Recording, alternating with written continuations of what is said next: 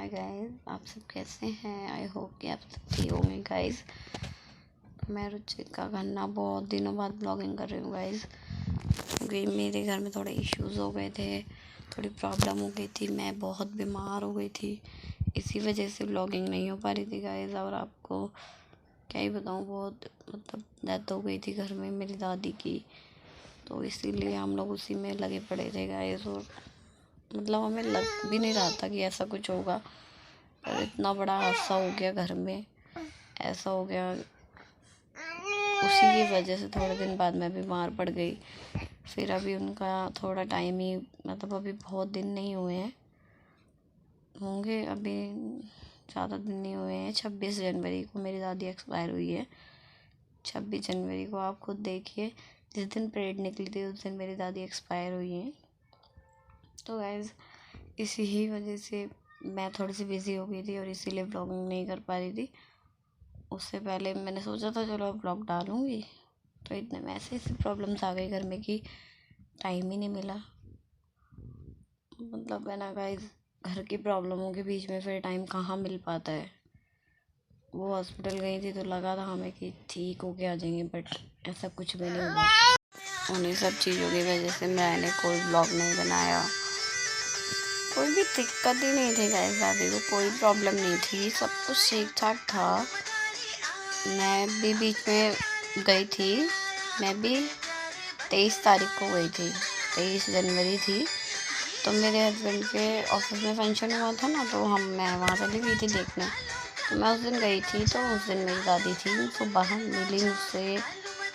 वही जैसे हमें प्यार करती थी डेली, वैसे ही किया, हर चीज़ की उन्होंने। हमारे को जैसे नाश्ते के लिए डांटती थी वैसे ही डांटा, बच्चों नाश्ता कर लो, यहाँ पे आके नाश्ता नहीं करते, अपना ध्यान नहीं रखते, वैसे ही सेम, कोई चेंज नहीं था। और दादी एकदम फिट फाट बैठी हुई थी, देखकर कोई कह ही नहीं सकता उन्हें कि वो बीमार भी है। पर ये है कि होने का किसी को नहीं पता होता ना गाइस। वो इतना मतलब का नाश्ता किया मैंने उन्हीं के साथ। फिर मैं रेडी वेडी होकर विमान के पापा के ऑफिस चले गए। मैं विमान को लेकर फिर हम शाम को आए। तो उस दिन मैंने शाम को बोला दादी को कि मैं दादी घर जा रही हूँ और मैं घर पे ही देख लूँगी, कुछ खा लूँगी। तो उन्होंने उनसे उस दिन मेरी थोड़ी सी ऐसी बहसबाजी हो गई थी कि मतलब यहीं खा कर जाओ। उनकी आदत थी, आपको पता ही है, घर में दादी दादा होते हैं तो बच्चों को कितना प्यार करते हैं, अपने पोतियों को पोतों को कितना लाड दिखाते। तो वो विवान को भी बहुत प्यार करते हैं। तो उन्होंने बोला कि नहीं नहीं, नाश्ता करके जाए, मतलब डिनर करके जाओ। नाश्ता तो मैं कर ही चुकी थी, उन्होंने बोला डिनर करके जाना। काफ़ी देर तक मैंने मना करते रहे। फिर उनकी और मेरी, मैंने कहा दादी मैं घर में रास्ते में देख लूँगी कुछ, पर मैं नहीं खा रही हूँ। फिर उन्होंने मुझे डांटा, कह रही जब मैं नहीं होंगी ना तब तुम्हें पता चलेगा। तो गाइस मुझे नहीं पता था उस टाइम कि वो अपने मुँह से सच्ची बात बोल रही हैं, कि अब मैं जब आऊँगी तो मेरे को नहीं पता था कि मेरी दादी होंगी ही नहीं सच्ची में, क्योंकि हमने तो सोचा ही नहीं था गाइस बिल्कुल भी कि मतलब ऐसा कुछ हो जाएगा। तो इसीलिए ना यकीन सा नहीं होता, आज भी जाती हूँ तो घर तो ऐसा लगता खाली खाली बिल्कुल। मतलब एक भरोसा सा ही नहीं हो रहा है कि मतलब दादी है नहीं।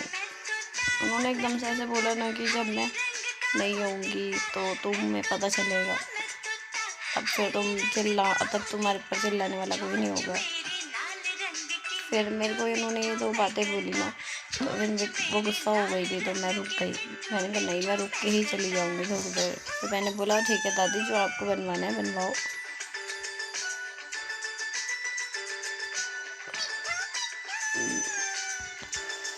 अभी तक उनका दिल करना, अभी तक हमारे दिल से उनकी यादें जाएगी नहीं, तो कभी भी नहीं जाएगी गाइस, वो कभी भी नहीं जाएगी। वो मैं चाह कर भी नहीं हटा सकती हूँ। उन्होंने फिर मैंने बोला जो आपको बनवाना है बनवा दो, मैं खा के जाऊँगी। फिर उन्होंने फटाफट दाल चावल बनवाए, मैंने खाना खाया है, फिर मैं आई हूँ। फिर वैसा ही प्यार जैसे वो मुझे करती थी हमेशा, मेरे माथे पर किस करी विवान के की। अब मैंने बोला ठीक है दादी अब मैं जाती हूँ, आपने यही बात मान के मैंने खाना खा दिया, अब मैं जा रही हूँ घर। कह रही चलो ठीक है। काफ़ी देर तक फिर मैं उनसे बैठ के बात की और उसके बाद मैं अपने घर आ गई। उसके ही अगले दिन भी तक भी कुछ नहीं था, क्योंकि अगले दिन मेरी मम्मी गई थी ना तो मम्मी गई थी, मेरी बड़ी वाली सिस्टर है ना जिनकी डिलीवरी होने वाली है, उनको लेकर जाना था हॉस्पिटल दिखाने, तो मम्मी गई थी। तो मम्मी घर चली गई थी और उनके हस्बैंड और वो अपने हॉस्पिटल निकल गए थे। तो फिर दादी पूछती थी कि वो आई नहीं है, ये वो, इतना टाइम कैसे लग गया मम्मी को। और मम्मी को ना मतलब मम्मी बता रही थी कि वो कभी ना ऐसे बोलती नहीं है या रोकती नहीं है कभी, पर उस दिन उन्होंने ना मेरी मम्मी को रोका। उन्होंने बोला कि तुम लोग घर मत जाओ, आज यहीं रुक जाओ। फिर पापा को बोला कि तुम घर मत जाना, यहीं रुकना। जबकि पापा सब यही सोचते थे कि घर निकल जाते हैं, क्योंकि टाइम हो जाता है, फिर परेशानी होती है, फिर घर भी दूर ही है उत्तम नगर में, तो इसलिए पापा ने कहा नहीं नहीं मैं चला जाऊँगा। फिर दादी ने बोला नहीं नहीं बेटा तुम मत जाइयो, आज मत जाइयो, यहीं रुक जाना। तो रुक गए वो। तो दादी को सुबह उन्होंने अपने ही आप से अपनी पसंद की आलू की सब्ज़ी खाई और चावल भी खा लिए थे उस दिन थोड़े। वैसे हम उन्हें चावल नहीं देते थे क्योंकि वो शुगर की पेशेंट थी और सारा उनका जो भी सब कुछ हुआ है शुगर की वजह से ही हुआ है, तो हम नहीं देते थे उन्हें चावल। पर उस दिन है ना उनको पता नहीं क्या हुआ, उन्होंने चावल भी खाया, आलू की सब्ज़ी भी खाई, मतलब उन्होंने जो खाना था खा लिया। उसके बाद थोड़ी देर बाद उनकी तबीयत ख़राब हो गई, उनका शुगर हाई होने लगा। तो वो हमने जब हम मेरी चाची को यही समझ में आता था कि मतलब चीनी का पानी बना के दे दो अगर, तो सही हो जाता है। लो हो तो चीनी का पानी दे दो, हाई हो तो ऐसे, मतलब अलग अलग चीज़ें बता रखी थी डॉक्टर ने, तो उन्होंने ऐसा ही कुछ करके दे दिया। उन्होंने चीनी का पानी दे दिया बना के, उन्हें नहीं पता था वो हाई हो रहा है, तो उन्होंने चीनी का पानी बना के दे दिया। उन्हें क्या यार, किसी के भी साथ हो सकती है ये मिस्टेक, मैं भी होंगी तो मैं भी शायद यही करती, कोई भी हो किसी से कोई मिस्टेक हो ही सकती है ये वाली। तो उन्हें जो समझ में आया उन्होंने वैसे ही जैसा दादी ने बिहेव किया, उन्होंने उसी बिहाफ पे उन्हें चीनी का पानी बना कर दे दिया। पर चीनी का पानी देने के बाद थोड़ी देर बाद उन्हें होश ही बंद हो गया था, मतलब उन्होंने होश में ही नहीं थी और होश में ही नहीं थी बिल्कुल भी। फिर उनसे कोई भी बात कर रहा था तो उन्हें कोई रिस्पॉन्स नहीं दे रही थी, मतलब बोलना ही बंद कर दिया था। तो थोड़ी देर में मेरे पापा आए, फिर उन्होंने बात की कि हाँ मुझे बुला रहे थे। फिर बस एक स्माइल की दादी ने, इतनी अच्छी सी, जैसे पापा को देख के बहुत खुश हुई हो, एक स्माइल की। और फिर पापा ने बोला कि शायद तबीयत ठीक नहीं लग रही, इनको लेटने के लिए बोल दो। तो दादी को बोला लेटने के लिए, तो दादी को लिटाया। उसके बाद ही दादी को एक वॉमिट हुई है बस, और उसके बाद ही वो हॉस्पिटल लेकर भागे हैं। वॉमिट होते ही, मतलब वॉमिट होते बेहोश हो गई थी वो, और वो लोग उठा रहे थे पर उठी नहीं, वो बेहोशी हो गई थी वॉमिट करते ही।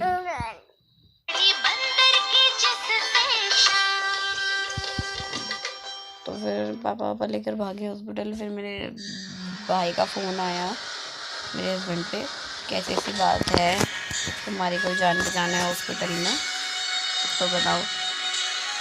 जो इनका था उन्होंने बता दिया जैसा भी था। पर मैंने मेरे हस्बैंड ने बताया, तो मैंने कहा मैं रोटी बनाने जा रही थी।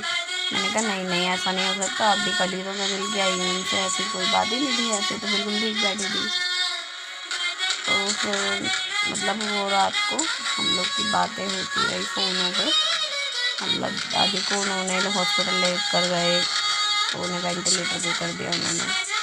फिर मतलब वहाँ पे पहले ही दादा वगैरह मेरे पापा का दिल इतना दुख गया कि मतलब ऐसे क्यों कर रहे हैं, और हर जगह नली लगा दी, वेंटिलेटर कर दिया।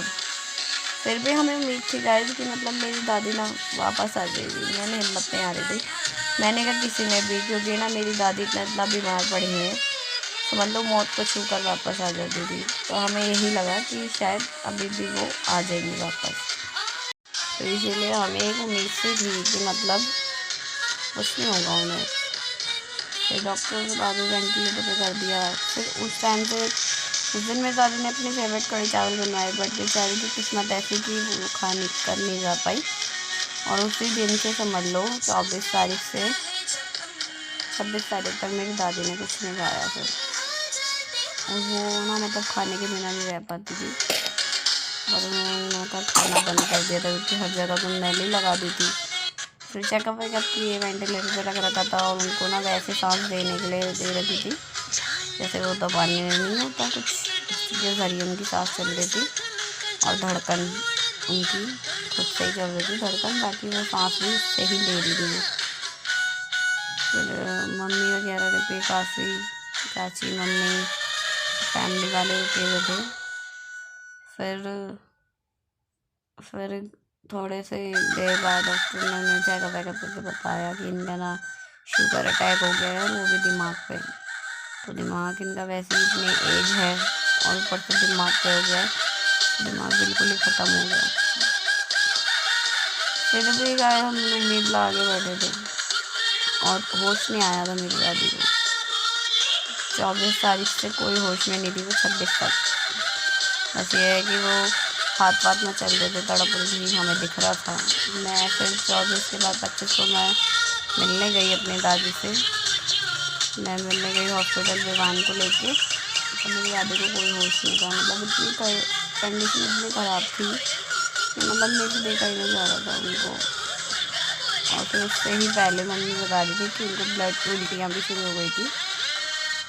तो फिर भी मैंने हिम्मत नहीं हारी। मुझे ऐसा लगा कि ठीक हो जाएगी दादी, क्योंकि वो बहुत ब्रेव थी, बहुत हिम्मत वाली थी, वो ठीक होकर आ जाती थी घर। तो दिल ही नहीं मानने को तैयार था कि वो हमसे दूर हो जाएगी। फिर मैं देखने गई, देख कर आई। उनके मैंने सर पे हाथ रखा, देर तक खड़ी रही, पर उनको कोई होश ही नहीं था जो वो मुझे पहचाने। फिर हम लोग देख कर मिल कर घर आ गए। घर आकर मुझे इतना अच्छा नहीं लगा, मतलब एक कितना दुख हो रहा था, क्योंकि ना मतलब अभी थोड़े टाइम ही पहले मेरे नाना एक्सपायर हो गए थे, फिर एकदम से दादी। तो मेरे को ये मेरा थोड़ा दिल ऐसा ही है कि मैं ये चीज़ें ना बर्दाश्त नहीं कर पाती हूँ। मतलब है ना, सब लोग यही वैसे ज़्यादातर मेरे को यही बोलते हैं कि ना मैं थोड़ा सा अपनी दादी की तरह ही हूँ, मैच्योर सी, और वैसे में बोलने चालने में। तो इसीलिए मैं अपनी और मेरी दादी से मेरा लगाव भी बहुत था, हर चीज़ में मेरा उनसे लगाव लगा रहता था। हम मुझे ऐसे बोलते हैं और मैं भी उनको बहुत प्यार करती थी। मतलब मैं अपनी नाना से भी, अपने दादी से भी बहुत प्यार करती थी।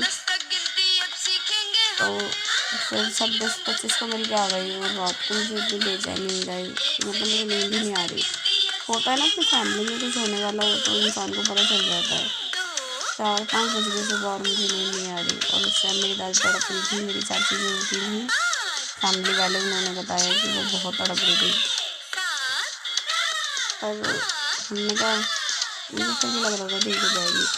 फिर अगले दिन 26 जनवरी थी, तो इसलिए मैं घर गई नहीं। मैंने कहा कि अपने हस्बैंड को, मैंने कहा ऐसा करो आप ही हो जाओ, ऑफिस जाना था उन्हें। तो मैंने कहा कि ऐसा करो तुम चले जाओ, मैं क्या करूँगी जाके। मैंने कहा मैं परसों हो, मतलब 27 को जाऊँगी हॉस्पिटल। मैंने यही बोला कि मैं ना 27 को हॉस्पिटल चली जाऊँगी, तो इसलिए तुम हो जाओ।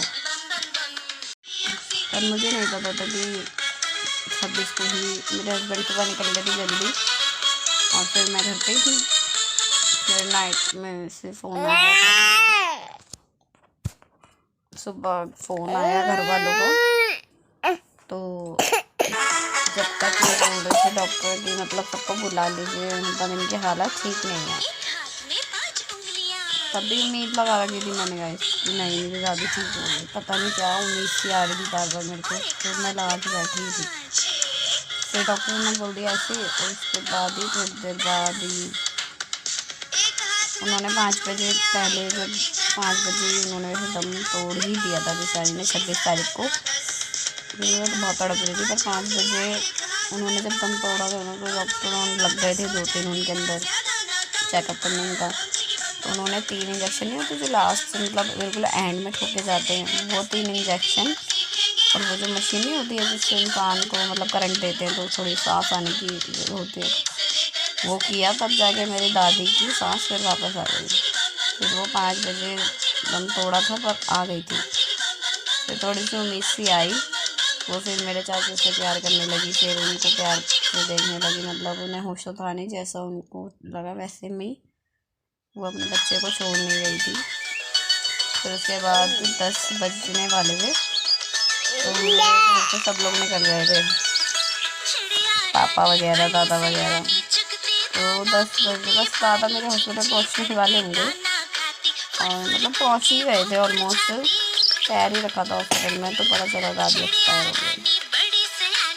और मतलब मेरे दादा बेचारे इतना टूट गए, और फैमिली इतनी टूट गई, जो चाचा रुके थे वो इतने टूट गए मेरे, क्योंकि वो भी बहुत प्यार करते दादी से, और दादी भी उन्हें बहुत प्यार करती थी। सब मतलब शौक में से में चले गए गाइस कि मतलब ये क्या हो गया।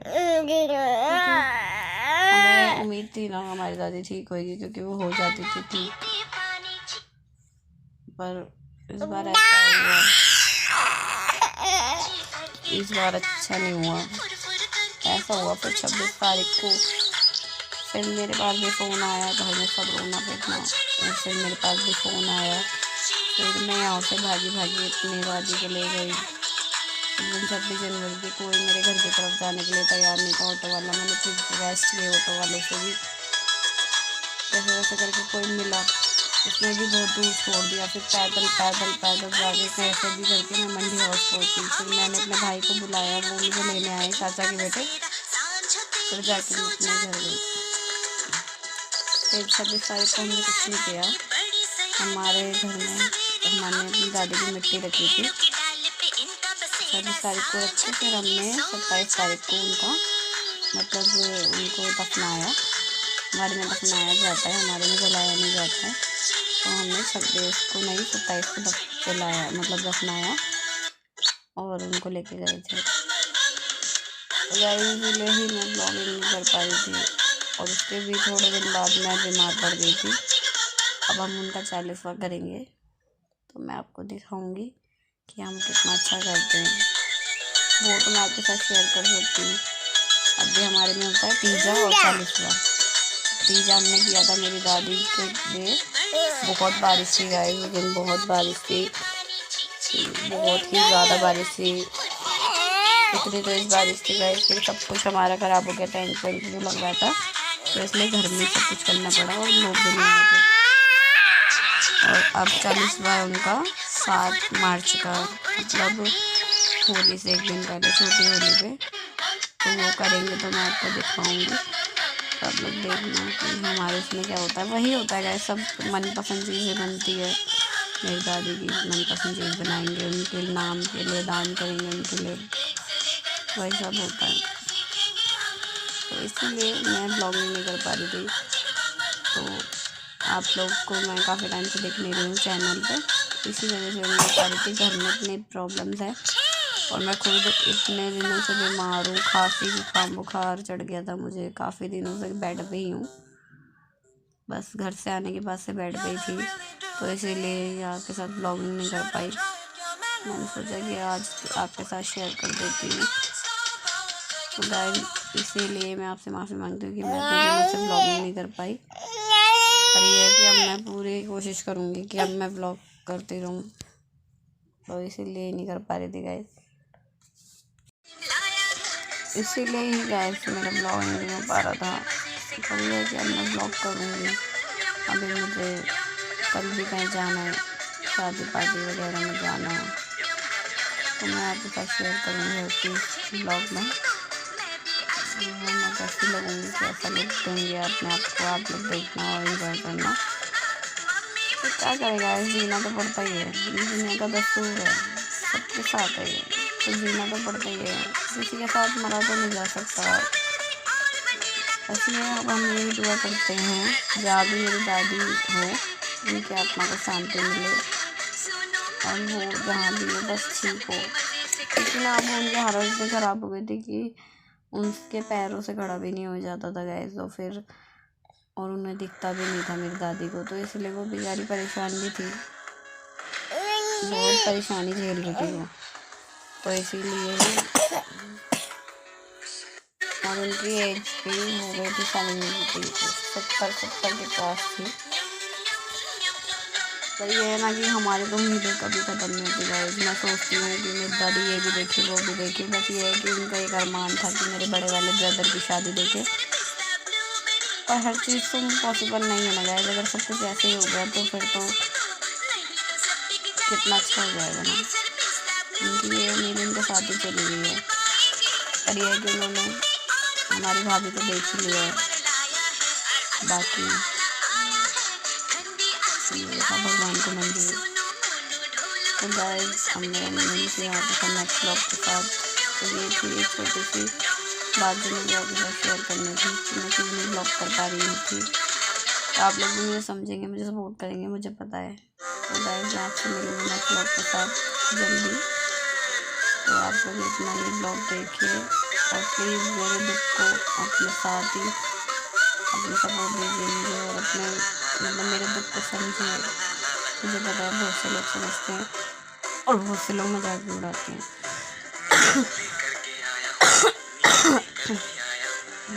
पर कोई नहीं, ये तो सबके साथ ही है गाइस। इसीलिए आप लोग मेरे को सपोर्ट कीजिए। और बहुत कुछ करना चाहती हूँ गाइस मैं भी, पर वो बिना सपोर्ट के होगा नहीं आपकी। तो इसलिए आप मुझे सपोर्ट कीजिए और मेरे लोगों को प्यार दीजिए, तभी तो ये सब होगा। मैं आपसे मिलूँगी नेक्स्ट ब्लॉग के साथ। तो बाय बाय, टेक केयर। तो प्लीज़ जाते हुए ठंड गाइस आप लोग अपना ध्यान रखिए। मैं तो बीमार पड़ चुकी हूँ इसमें, पर मैं नहीं चाहती कि मेरी भी कुछ फैमिली है, इंसा फैमिली में कोई बीमार पड़े। तो आप लोग ध्यान रखिए अपना। तो मैं मिलती हूँ आपसे नेक्स्ट ब्लॉग के साथ जल्दी। Bye, take care.